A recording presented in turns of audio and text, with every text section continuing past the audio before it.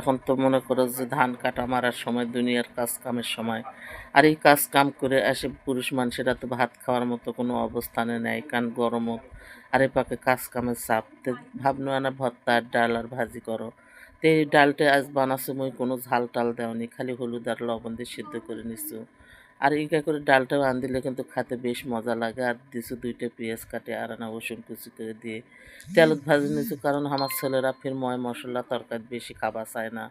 আর এই পাকে ডালটা তেলানি করে নিয়ে এ পাকে যে ফেসবুকে ঢুকলেই দেখা যায় পাতুরি বানায়।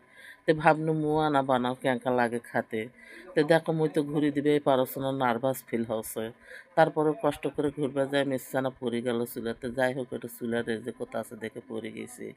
আর এই যে প্রথমবার যেহেতু মুই ভালো করে বানবাই পারোনি, কারণ এই যে দেখো মোর মাছগুলো সবগুলো ইয়া হয় বার হয়ে আছে, শাক শুকশু গাউলি গেছে।